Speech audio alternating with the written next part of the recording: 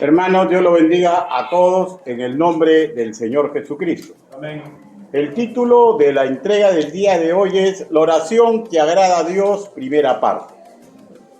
Aunque lo que usted va a escuchar es el ABC de la oración, hay un mandato de repetir, repetir y repetir las cuestiones que tienen que ver en nuestra relación con la divinidad a la cual servimos y esperamos esto sea común en toda persona que nos visita, ¿no?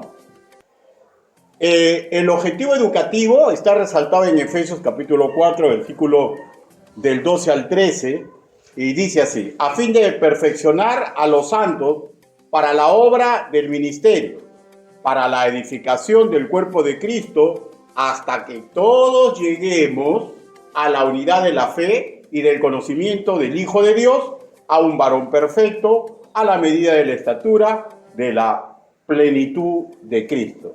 Y esto, hermanos, implica educar y educar y educar, repetir, repetir, repetir la misma doctrina, diferentes expositores, el mismo expositor cambiando las palabras, y esto está sustentado bíblicamente, ¿ya? 1 Corintios capítulo 4, versículo 17, 1 Timoteo capítulo 2, versículo 7, y con bastante claridad en 1 Corintios capítulo 3, versículo 9, donde habla de una responsabilidad compartida, unos como maestros humanos y otros como discípulos, y el fin siempre el mismo, ¿no?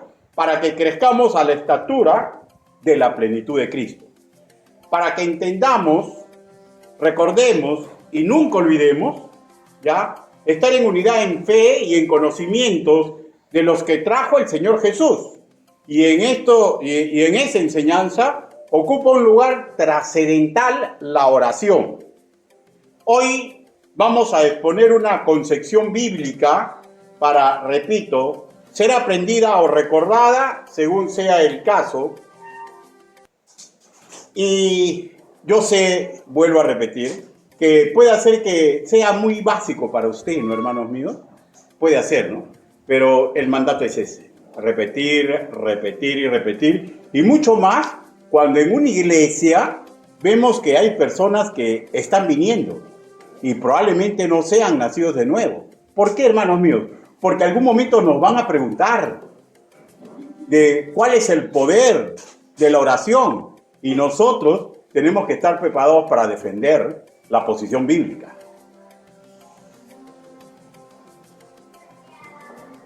La oración tiene que ser del agrado de la divinidad, repito, a la cual servimos, y de bendición para los sanos propósitos que alberga ese creyente en su corazón. O hagamos más extenso, ¿no? Los sanos deseos que alberga esa persona que aún no es nacido de nuevo. Porque yo sé por experiencia pastoral que hay muchas personas que se alejan porque le dan un zafarrancho de lo que implica la oración, y cuando ven que sus deseos no son cumplidos, terminan alejándose de la congregación, ¿ya? Terminan alejándose de la congregación. Y eso no es la visión de Dios para la maestría que se expone en una congregación. La lectura bíblica que tuvimos es el modelo enseñado por Jesús a sus discípulos de una forma y de cómo se debería orarle al Padre Celestial. Y repito, hay muchos más factores, ¿no? Todos sabemos, hermanos míos, que la oración es muy, pero muy importante, porque por intermedio de ella, el Señor nos muestra su voluntad. Ahora, una regla elemental que tenemos que saber sustentar es que la voluntad que se nos muestre mediante esa oración no puede contradecir principios ni sabiduría bíblica. Ejemplo, hermano mío, luego de los problemas que viví, he dejado de congregar, pero no se preocupe, porque todo lo hice en oración. ¿Y por qué se alejó, hermano? Porque los hermanos son problemáticos. Pregunto, ¿pero están congregando en otro sitio? No, porque en todo sitio son problemáticos los que dicen ser cristianos. Y las escrituras dicen, no dejando de congregarse como muchos tienen por costumbre. O sea, esa acción que esa persona dice que la concentración de Dios en oración es imposible que sea, porque la sabiduría práctica que está llevando en obra es necedad, porque lo que está haciendo se contrapone contra lo que dice la palabra del Señor, ¿no?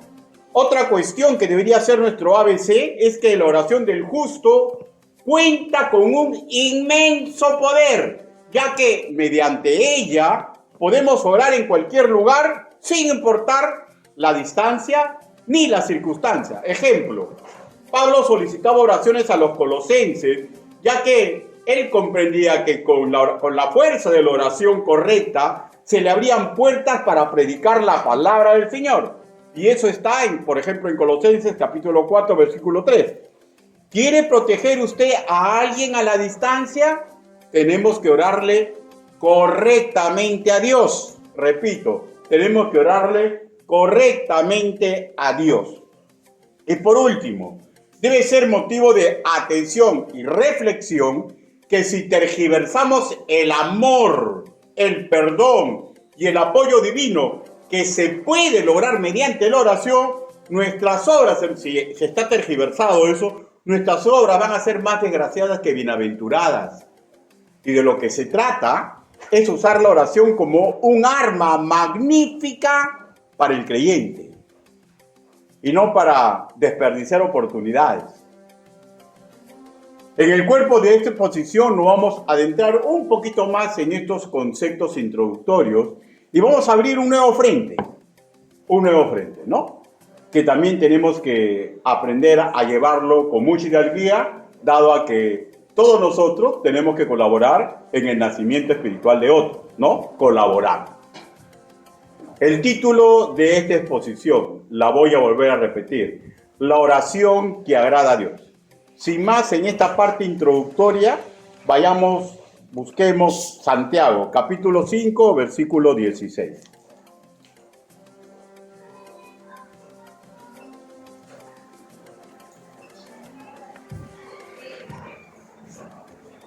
La carta del apóstol Santiago, capítulo 5, versículo 16. Básicamente, recalcamos la segunda parte, ¿no? ¿Lo tienen, hermanos? Puesto de pie.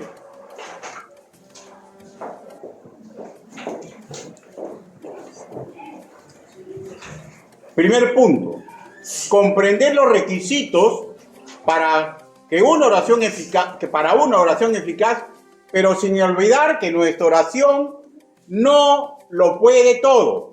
Comprender los requisitos para que una oración sea eficaz, pero sin olvidar que nuestra oración no lo puede todo. Santiago, capítulo 5, versículo 16. La palabra del Señor dice, en la segunda parte, por favor, dice, 1, 2, 3, todos juntos. La oración eficaz del justo puede mucho. Todos, amigos. 1, 2, 3. La oración eficaz del justo puede mucho. Permítanme dirigirle una oración congregacional. Bendito Padre Celestial. Señor, comprendemos a cabalidad que no existe ser humano digno de exponer sus evangelios. Señor, pero usted me está dando la oportunidad. Ayúdeme, Señor, para que el ABC de la oración sea recordada, aprendida, Señor, de acuerdo al caso, por cada uno de nosotros, porque, mi Dios Santo, es sumamente importante tener buena base en este asunto. Ayúdenos, Santo Padre. Así le suplicamos en el nombre del Señor Jesucristo. Amén. Por favor, tomen asiento. Hermanos, creo que todos comprenden, creyentes y no creyentes que son acólitos, ¿no? Que Dios Padre obra a favor del creyente por intermedio de la oración. Y se nos enseña, los antiguos bautistas así afirmaron, y todos aquellos fundamentados en la sana doctrina, que la oración es el arma principal del cristiano. Y yo creo verdaderamente que esto es correcto. Y lo que le pidamos, y aquí está la clave, correctamente y lo que le pidamos correctamente en el nombre del Señor Jesucristo, no nos será negado, pues es promesa de Dios. Ahora, muchos, tergiversando esta promesa, enseñan y practican un cristianismo fácil, un cristianismo convenido, deteriorado, sin sustento bíblico, cuando afirman que es suficiente con pedirle, como si el hacedor fuera un ser mágico, como si fuera una especie de lámpara de Aladino, que al ser frotado nos va a dar lo que le solicitemos. Hablamos, hermanos míos, si alguien cree así, ¿ya? O eso ha dilatado en su corazón, en su mente, ¿ya? Estamos hablando de un Dios esclavo, esclavo de nuestros deseos y necesidades. Si estos enseños se aprende, es un conocimiento errado, sumamente errado, es una herejía, ¿ya? Así, es una herejía que a la larga va a causar mucho dolor. El apóstol Santiago, lo hemos leído, que la oración del justo puede mucho, ¿ya? No dice lo puede todo. Cuando se habla del justo, no se habla, por si acaso, de un hombre justiciero, ni un hombre ético, sino habla de los que están justificados mediante la sangre de Jesucristo. Dios, hermanos míos, es un Dios de orden, y para que la oración de este justo, porque creyó en el Señor Jesucristo y forma parte de su cuerpo espiritual, ¿ya? Para que la oración de este siervo sea eficaz, debe forzosamente que cumplir algunos requisitos que están cimentados, desperdigados en las Escrituras y en un tema repetitivo. Por ejemplo, en la primera epístola del apóstol Juan, en la capítulo 3, versículo 2, dice, ya, cualquier cosa que pidieres, la recibiremos de él. Primera de Juan, capítulo 3, versículo 22. ¿Lo tenemos? Ya. Dice, versículo 22 dice, y cualquier cosa que pidieres, la recibiremos de él. ¿Ya? Ahora, si quedara ahí nomás el versículo, ¿ya? De hecho que estamos hablando de un acto cuasi mágico, ¿no? Pero continúa el versículo y a continuación se escribe lo que leemos en castellano, porque, no voy a ir al texto, ¿ya? Al texto, sino voy a hablar solamente con sinónimos castellanos, ¿ya? Ya, pero tiene la misma formación, ¿ya? Si usamos un sinónimo, diríamos, en vez de porque, ya que, o a causa de qué. Y si reemplazaríamos, sería, ya que si guardamos su mandamiento, o a causa de que guardamos su mandamiento, y si seguimos, o algo así, ya que si hacemos las cosas agradables a él, a causa de que hacemos las cosas agradables de él, ¿ya? Esta es, hermanos míos, la línea de pensamiento correcta. Primera de Juan, capítulo 3, versículo 22. Dice, y cualquier cosa que pidiéramos la recibiremos, porque guardamos sus mandamientos y hacemos las cosas que son agradables delante de él. Ya. Y si estos son los requisitos para que la oración del cristiano sea eficaz, comprendamos que sus mandamientos y lo que le agrada a Dios son en primera instancia revelados no directamente cuando yo oro, sino son revelados mediante las Escrituras, que son nuestra herencia educativa. ¿Ya? Educativa.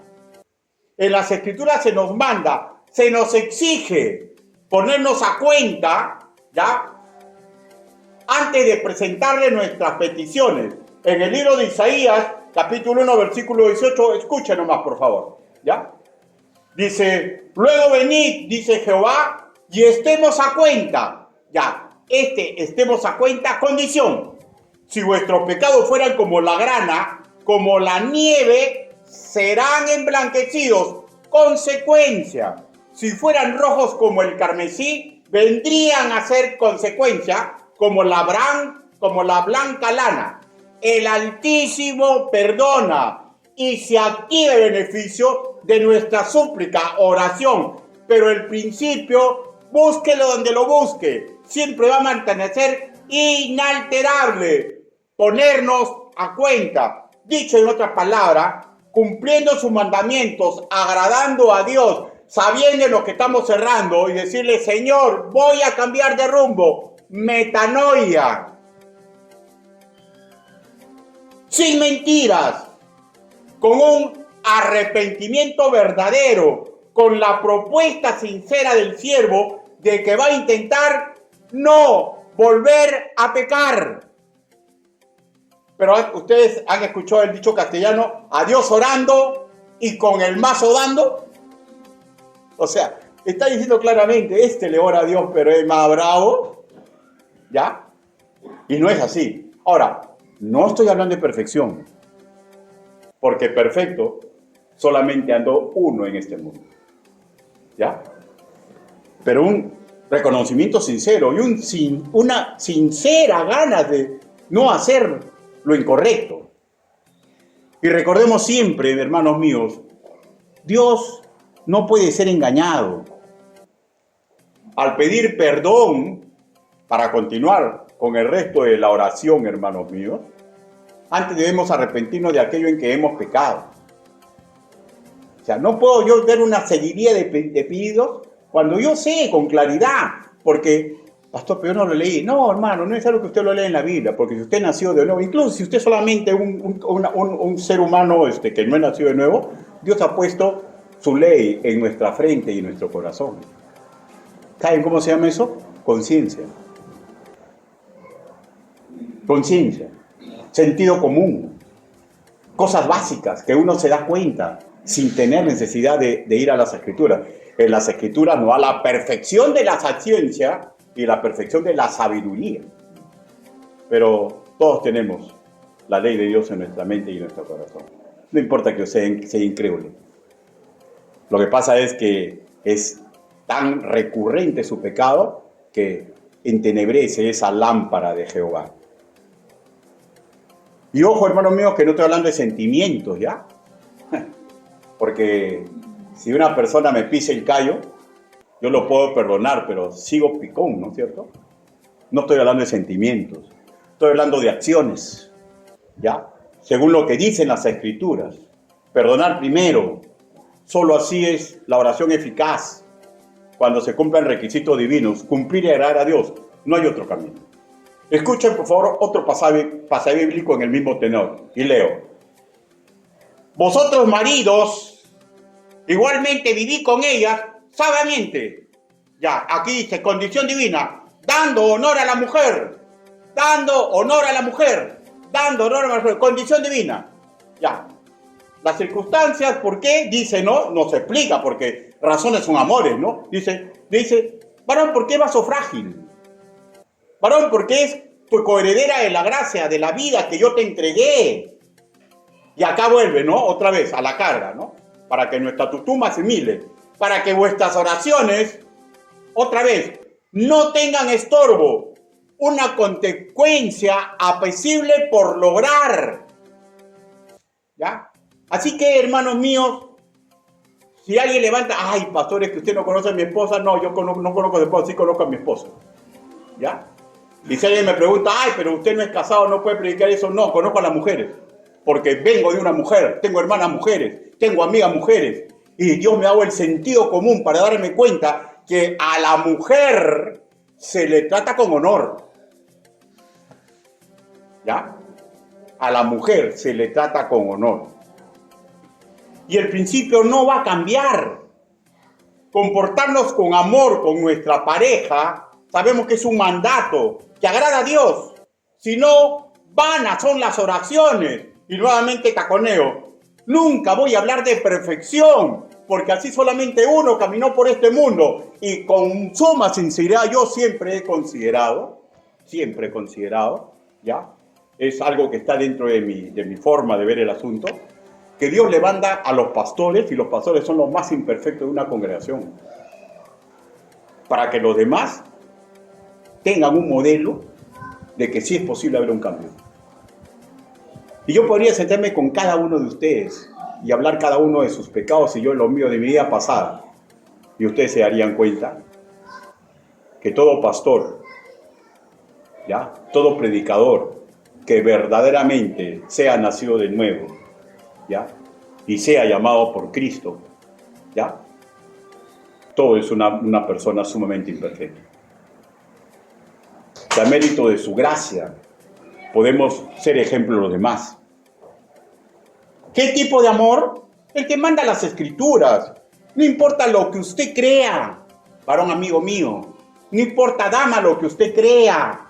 No importa la lógica que empleemos. Dios no cambia ni va a obrar en contra de sus escrituras. La oración no es una varita mágica para obtener peticiones. Es el mecanismo establecido por la divinidad. ¿Por qué lo hizo así? Para que aprendamos a ser humildes. Para que comprendamos que nuestra fuerza no vamos a lograr nada, que mi intelecto es basofia a comparación de lo que dice la palabra del Señor. Y es fuerte lo que usted está escuchando, ¿no? Porque verdaderamente es así. Hermano, no tenga usted, mujer que esté escuchando y varón que esté escuchando, mayor opinión de lo que usted es. Sus pensamientos pueden ser maravillosos. Usted puede tener un IQ parecido al de Einstein, ¿ya? Usted puede ser, ay, Dios de mi corazón, el séptimo sello de la inteligencia humana, ¿ya? Pero si sus pensamientos no se orillan a los pensamientos de Dios, todo téngalo por basura. Todo tengámoslo por basura. La oración no es una varita mágica, ya hemos leído, ¿no? Que guardemos sus mandamientos y que hagamos las cosas agradables a Él. Y no dejemos, hermanos míos, de comprender que es agradables a Él, no agradables a nosotros. ¿Podemos seguir otro camino? Sí, porque tenemos libertad. Porque no servimos a un Dios tirano. Pero las consecuencias de nuestros actos nos van a pasar factura. Miserable de mí. Eso tiene que ser el pregón de cabecera de todo nacido de nuevo. Miserable de mí. Y no decirlo solamente para que los demás lo escuchen, sino sentirlo, aquilatarlo en nuestro corazón. Porque, hermano mío, cuando queremos usar la oración sin guardar, agradarlo a Él y sin guardar sus principios, lo único que vamos a lograr es factura de dolor, factura de descontento mayúsculo, tristeza y desesperanza en nosotros mismos. Y escúcheme, ¿ya? Esto es lo más lamentable. En aquellas personas que nosotros verdaderamente amamos. En las personas que verdaderamente amamos. Segundo principio, que tiene que ver con lo último que se está versando, ¿no? Conocer para pedir de acuerdo a su voluntad. Y aquí entra, ¿no? Dirán, pero qué cargoso es el pastor, quiere que nos discipulemos. Siempre nos dice que a él le gustaría que vengan a los dos cultos, que no interesa quién predica. Siempre nos dice cómo me gustaría que agarren en consejería. Y estoy incentivando y parece que estoy chancando. No estoy chancando, estoy demostrando, hermano mío, ¿ya? Lo que el Señor me dio de conocimiento, no solamente a mí, sino a todo varón o mujer que estudia las Escrituras. Porque para pedir hay que conocer lo que vamos a pedir. Primera de Juan, capítulo 5, versículo 14. Primera de Juan, capítulo 5, versículo 14.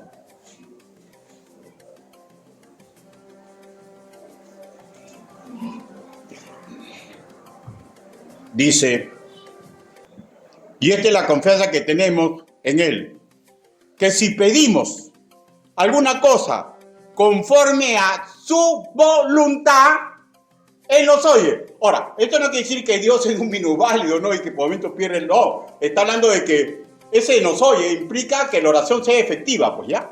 Que la oración sea efectiva. Y regresamos al mismo punto, conocer su voluntad. la cual se revela mediante las Escrituras. No existe otro camino al 100% seguro.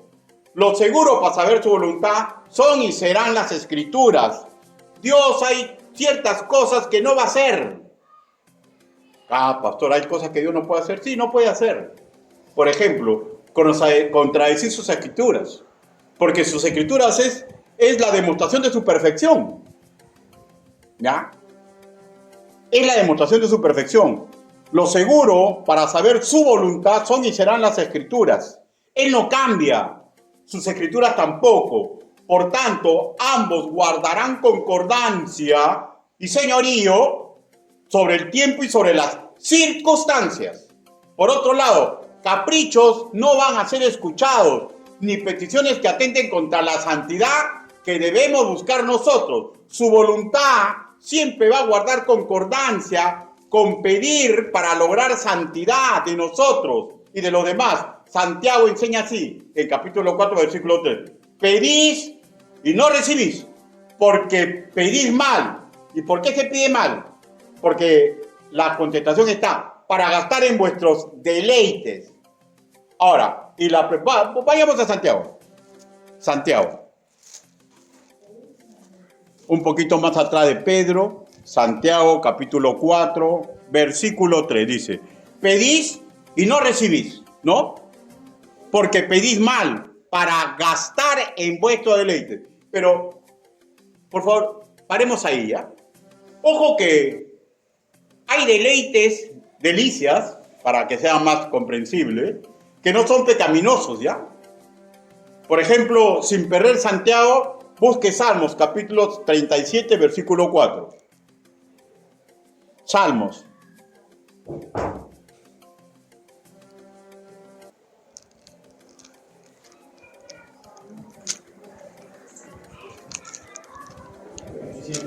Salmos, capítulo 37.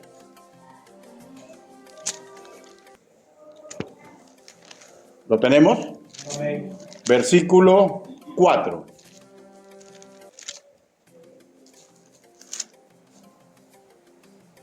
Dice, deleítate a sí mismo en Jehová y Él te concederá las peticiones de tu corazón. O sea, deleítate, tanto en el idioma griego como en el hebreo, ¿ya? Tiene dos connotaciones, positiva y negativa. O sea, quiere decir que no es pecaminoso deleitarse, ¿ya? Ya, pero de lo que está hablando exactamente Santiago es de un deleite en cosas pecaminosas. Regresemos a Santiago. Santiago capítulo 4, versículo 3. ¿Lo tenemos? Sí. Vayamos al contexto. Versículo 2. O sea, con solamente sentido común, démosle concordancia, ¿ya? 2. Codiciáis y no tenéis. Matáis y ardéis de envidia y no podéis alcanzar. Combatís y lucháis, pero no tenéis lo que deseáis, porque no pedís, ¿ya? Ahora, entonces, hermanos míos, es que no le pido eso, no. No pidas estas cosas que son incorrectas, ¿ya? No pidas estas cosas que hay incorrectas. Ahora, pero vamos a cosas más carnales, ¿no? Más carnales, ¿no? ¿Qué de malo es deleitarnos por jugar ajedrez? ¿Hay algo malo?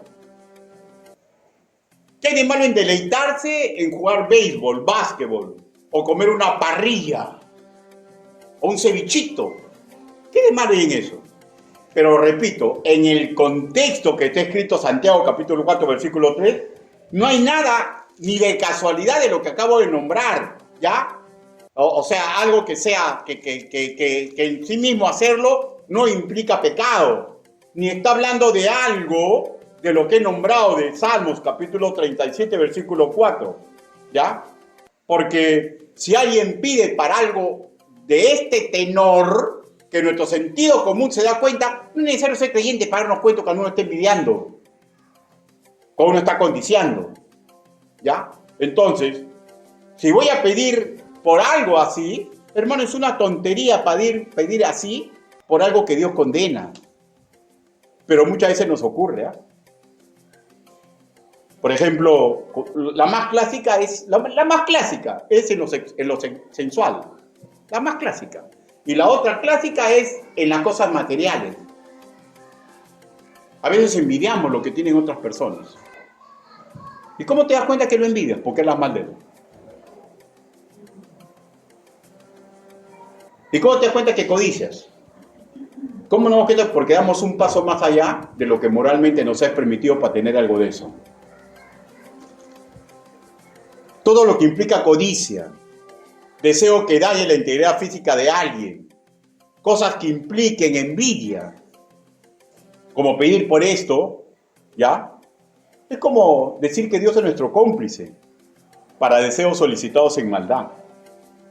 De otro lado hay deseos que nos deleitan, ¿no? En los cuales no es necesario pedirle.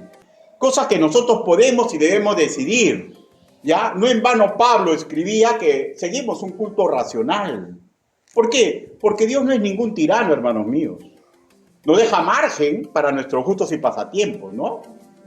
Claro, lógicamente, si estos gustos o estos pasatiempos no transgreden parámetros bíblicos de moralidad y de sentido común, ¿no? Y de sentido común.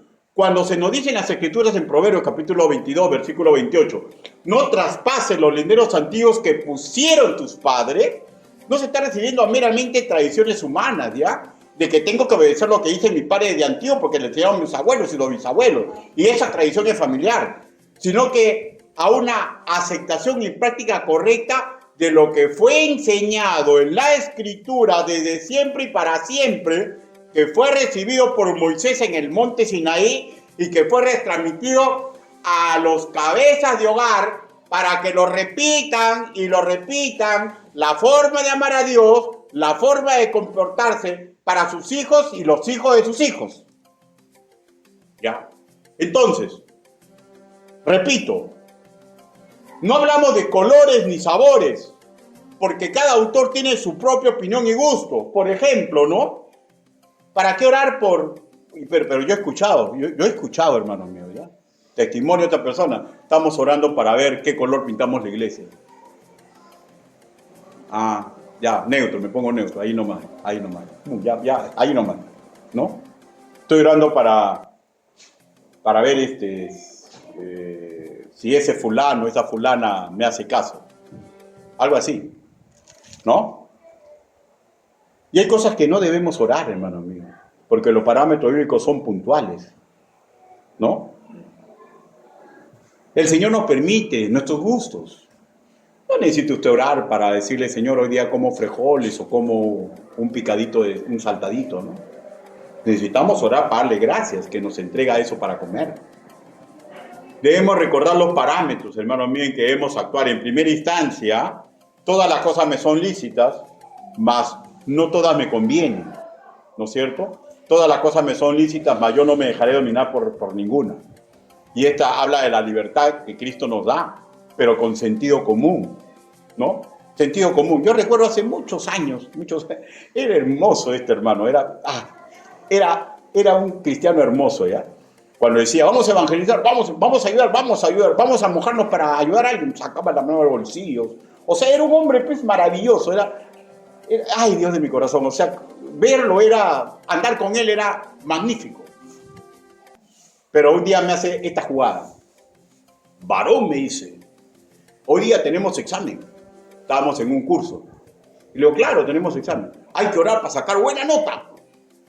Y ya él, en su tradición de forma orar, ¿no? Ya saben cómo oran nuestros hermanos pentecostales, ¿no? Tienen una forma de orar, pero te escarapela la sangre, ¿no? Te escarapela cuando oran, ¿no? Y hermano mío. Y había otro de su misma congregación que nos miraba y se reía. ¿Sí, por qué se ríe? Y me decía, varón, ven. ¿Qué pasa, Mancilla? Ya Dios lo tiene en la gloria. Lindo, es un evangelista de primera.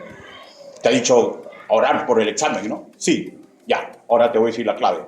Ya, te va a estar preguntando las respuestas. Y efectivamente, pues, él se sentaba atrás y yo adelante, ¿ya? Y estábamos en pleno desarrollo y me tincaba. No decía, la número 1. No decía, la número 2. No decía. Y yo ahí me di cuenta, ay, Dios de mi corazón. No puede. O sea, me comprenden, hermano mío, aunque da un poquito de gracia, ¿ya? Pero hay que tener cuidado, ¿no? Hay que orarle, pues, por un examen, pero no le oremos, pues, si no has estudiado, pues, hermano. Si no has estudiado, ¿por qué le oras a Dios? Va a decirle, Señor, soy un miserable, tenga misericordia. Y nada más. ¿Qué vas a pedirle que te haga recordar lo que nunca has estudiado, no? ¿No?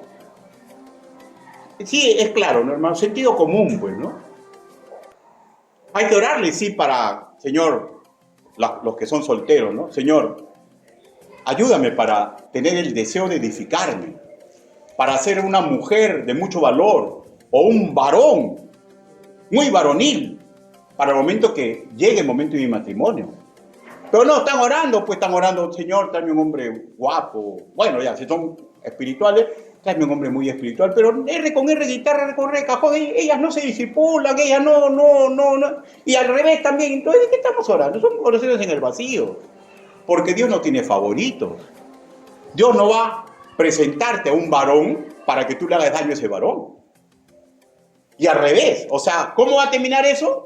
Va a terminar que tú vas a elegir al hombre y empieza el zafarrancho del dolor, de la amargura, de la insatisfacción, ¿ya? Y si estás bien sembrado en la palabra del Señor, vas a luchar hasta el final por ese matrimonio. Y qué maravilloso, ¿no? Pero todo lo que empieza mal, mal acaba. Así que no estés orando, hermano soltero y soltera, para que Dios te traiga el varón para tu vida, si tú mismo estás dilapidando, ¿ya?, la oportunidad que Dios te da para que tú seas un hombre o una mujer de mucho valor para ese hombre que algún día, o esa mujer que un día va a venir a tu lado. Entonces, es una relación vana. Es una relación que tiene ningún tipo de sustento bíblico. Va bien, oremos así. Padre mío, soy un miserable. Dame fuerzas, por favor, para ser buen administrador de mi tiempo, edificarme en lo que debo de saber, lo que debo hacer para prepararme para ese día que yo deseo tener. Pedirle para que provea por nuestras necesidades cotidianas. Lógico, pues, hermano. Pero ¿qué vas a pedirle para pedir necesidades cotidianas cuando no trabajas? Pues no. Ay, pastores, que la pampa está malo. Está bien, hermano, todos hemos pasado por eso. Pero, ¿y qué? ¿Estás en tu casa? Sí, estoy en mi casa. Ya, pues, ayuda, pues, barre, cocina. Haz algo, pues. No, eso es cosa de mujer. ¿What? Entonces, pues, ¿cómo vas a orar para que Dios te provea cuando tú mismo no te preocupas en ayudar a quien está proveyendo en tu casa? O al revés también, pues, ¿no? Al revés también, no vas a estar orando, pues, para que Dios alumbre a tu hogar. Cuando tú, pues, mujer de mi corazón, no quieres trabajar, pues, o sea, no quieres hacer nada, solamente quieres que venga tu esposo y que él haga lo que te ayude, y así vas a orar por tu hogar. Bueno, tu hogar va a ir a la deriva. Y lo mismo para usted, lo mismo para mi persona. ¿Ya? O sea, a Dios no lo podemos obligar a nada. Y la voluntad del justo puede mucho, mas no lo puede todo. Porque el principio básico, fundamental, es someternos a las normativas de vida que nos dan las Escrituras, porque son las cosas que a Él le agradan.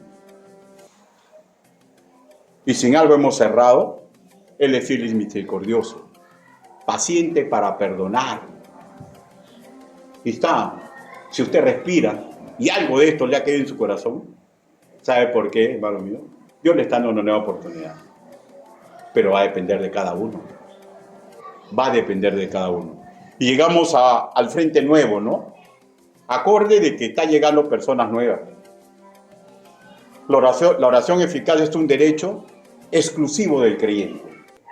La oración eficaz es un derecho exclusivo del creyente. Qué maravilloso el poder influenciar para la protección de nuestros seres queridos, ¿no? De saber que si la petición es centrada y dentro de su voluntad, o sea, sin transgredir parámetros bíblicos, nos va a dar lo que pidamos, ¿no? Y recordemos, hermanos, por enésima vez, Dios ama a toda su creación, sin excepción.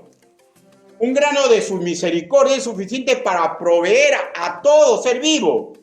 Su palabra revelada, por ejemplo, nos dice que es sustentador de cuervos, de plantas y de toda la humanidad. Pero muchas veces pensamos, ¿ya?, que Él tiene obligación de darnos a nosotros cosas. Y Él no está obligación de darnos nada, hermanos míos. Lo da todo por su infinita misericordia y porque su naturaleza es así, es dadivosa. Y lo que muchas veces ocurre, hermanos míos, no es debido a la oración de un ser humano.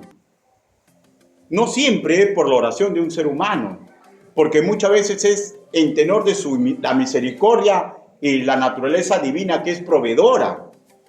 Para que su poder se manifieste mediante la oración en cualquier ser humano, hay un principio que es inalterable. Ahora, y usted podrá decir, pastor, entonces si es así, entonces ¿para qué hacemos orar a los niños, no? Si no es seguridad, ¿para qué a un niñito le decimos que? Porque le tenemos que crear cultura para que le sea casi natural, ¿ya? Cuando reciba a Cristo como su Señor y Salvador. Creamos cultura.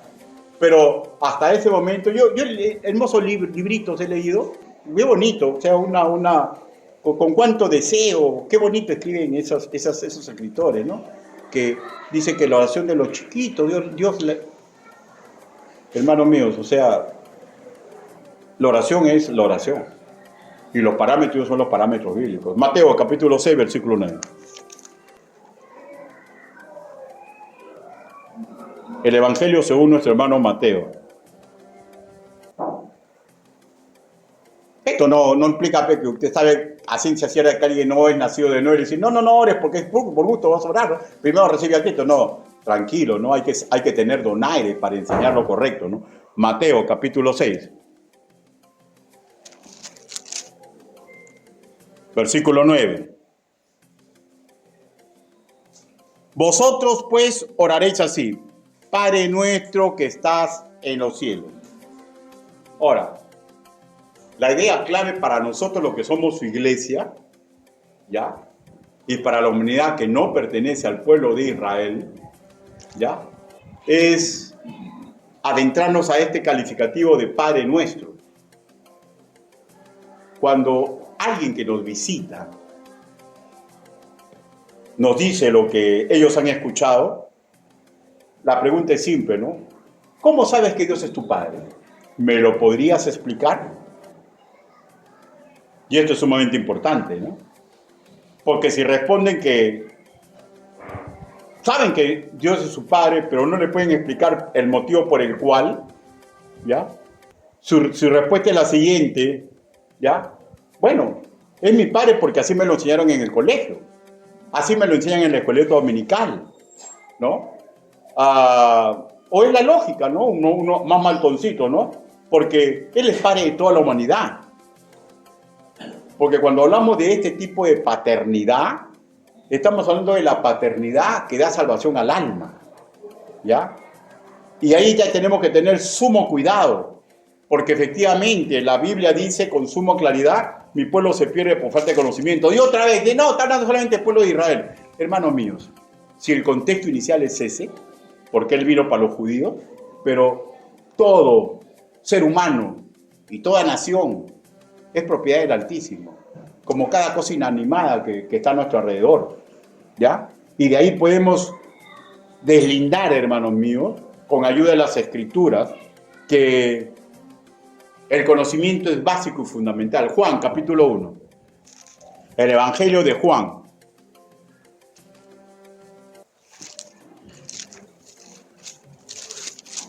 El Evangelio de nuestro hermano Juan, capítulo 1. Son cosas elementales, ¿no? Pero hay que repetir y repetir, y mucho más, sabiendo que están llegando jóvenes, señoritas, y probablemente algún día gente de mayor edad. Juan, capítulo 1, versículo 12, dice, mas a todos los que le recibieron, a los que creen en su nombre, les dio potestad de ser hijos de Dios, los cuales no son engendrados de sangre, ni de voluntad de carne, ni de voluntad de varón, sino de Dios. O sea, con mucho donaire explicarles, ¿no? Que no son hijos de Dios, cuando hubo coito entre sus padres biológicos. Ya cuando el esperma de su padre fecundó al óvulo de su madre y se volvió un cigote, y después se volvió un feto, ya, en ese momento no fueron hijos de Dios. Porque comprendemos cuando habla de sangre, está hablando de sangre, o sea, está hablando de esa relación que existe entre un hombre y una mujer. Cuando habla ni de voluntad de carne, carne es cualquier ser humano. Cuando él mismo dice, por ejemplo, yo soy hijo de Dios. Ni voluntad de varón, ¿ya? Es cuando alguno de nosotros, creyentes, nos arropamos como que nosotros podemos dar salvación a alguien. Yo he tenido la oportunidad de que han venido personas con mucho sano deseo. Pastor, ayúdeme para que mi hermano, mi hijo sea cristiano. Yo sé que usted puede. Usted puede darle salvación. Hermano, yo no puedo decir, sí, no te preocupes, yo voy a hacer... ¿Yo quién soy? Yo soy un payasito más, hermano, y usted también. Lo único que podemos hacer es orar por ellos. Lo único que podemos hacer es exponerles correctamente las escrituras y tener un testimonio idóneo. Porque imagínate, ¿no? Lucho Caricachucho me dice, pastor, predíquele a mi hijo. Y su hijo me ha visto hace 2 semanas empinando el codo en la esquina. El hijo me va a aceptar hablar conmigo porque su mamá es berraca. Pero este es otro de la misma ola.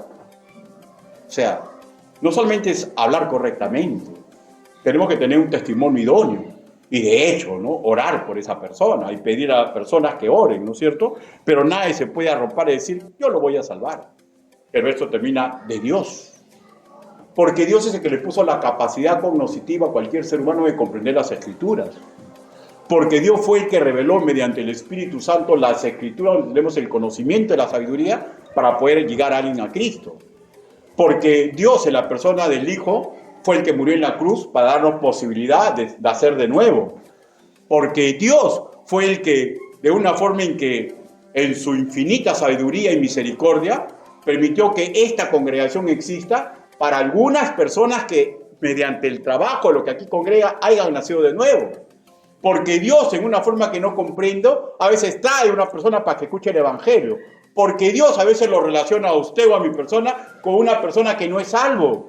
Y le podemos dar el Evangelio. Porque todo, las circunstancias, la doctrina, el método, el trabajo vicario en la cruz, el trabajo que Dios le dio, por el cual inspiró el Espíritu Santo, todo es de Dios. Circunstancia, doctrina, acto salvador, todo es de Dios. Y por último, hasta la capacidad cognitiva que yo tengo para tener esa minúscula fe, ¿ya? Que tiene que ser puesta en la fe del Señor Jesucristo, también es de Dios.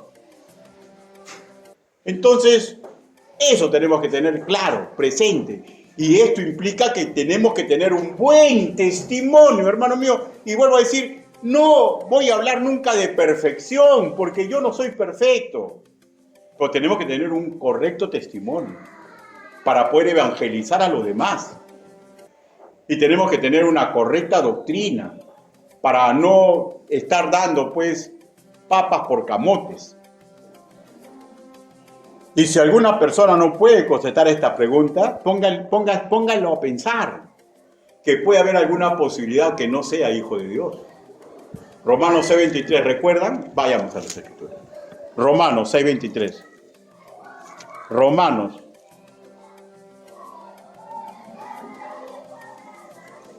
6:23.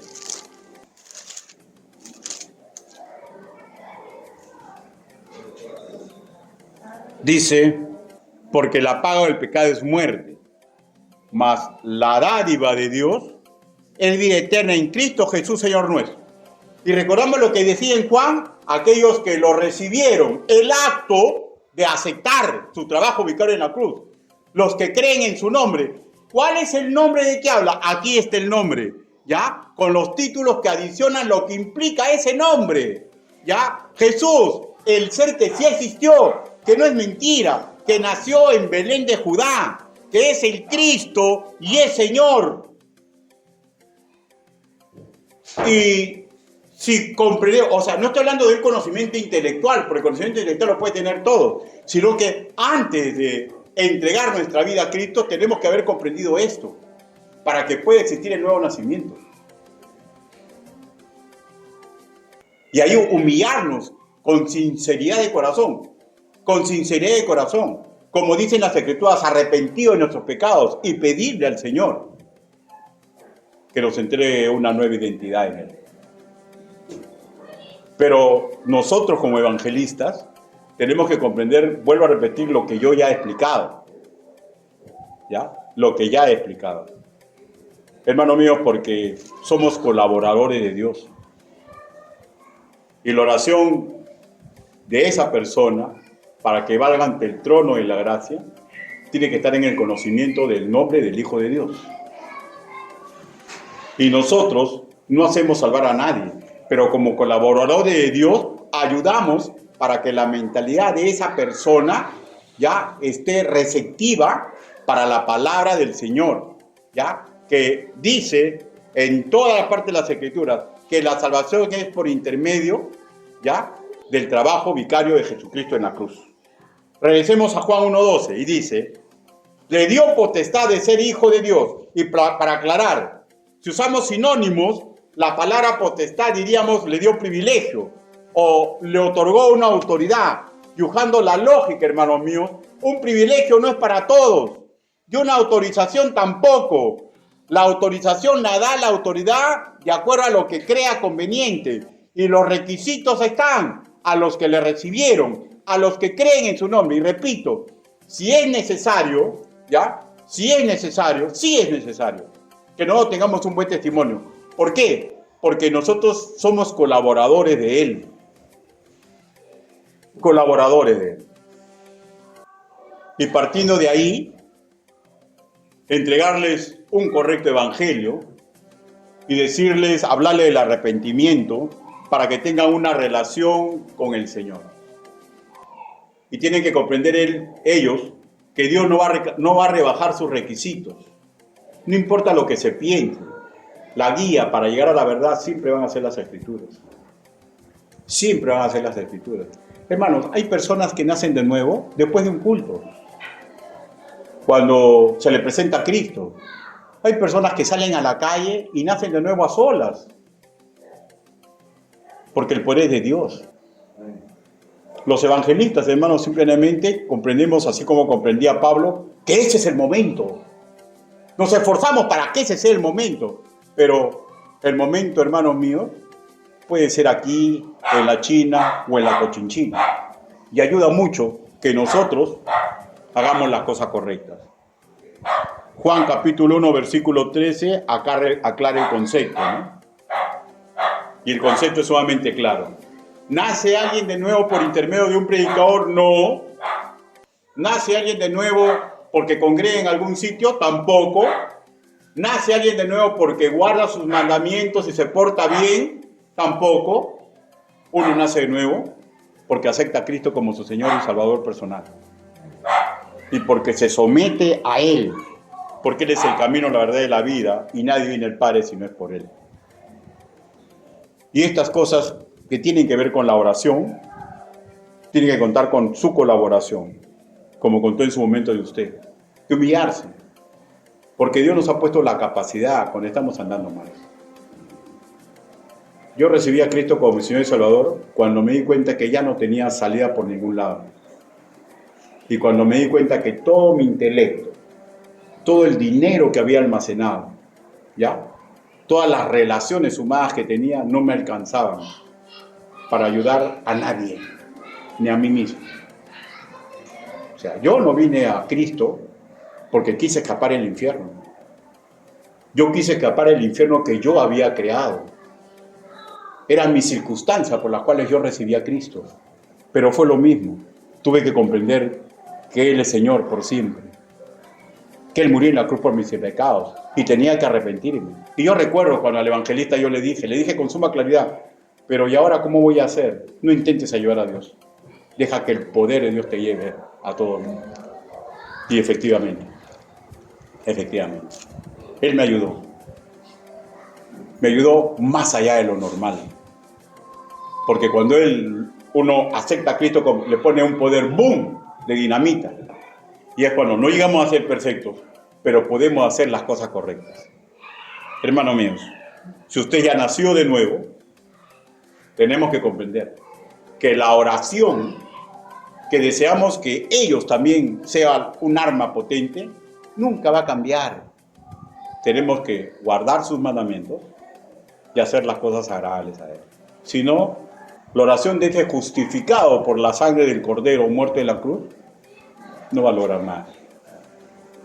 Y mucho de lo que logre es por la misericordia de Dios por otras personas, pero no por nosotros. Porque Dios, hermanos míos, con sumo respeto, puede permitir que alguien se salve hasta por un burro, puede dar un mensaje. ¿Ya? Hasta por un burro puede dar un mensaje. Y es un caso bíblico, ¿no es cierto? Así que no nos ufanemos de nada, ¿eh? Si no estamos guardando los mandamientos, si no estamos haciendo las cosas agradables a Él, todo lo que nosotros podamos hacer es por la misericordia de Dios por otras personas. Y a nosotros nos está dando un mensaje claro. Ricardo, Josefa, Berta, Marixa, nombre que sea nombre. Nombre que sea nombre. Marcos, nombre que sea nombre. Todavía respiras. Todavía tienes esperanza. Cambia de rumbo, porque yo vengo pronto. Inclinen su rostro. Vamos a orar.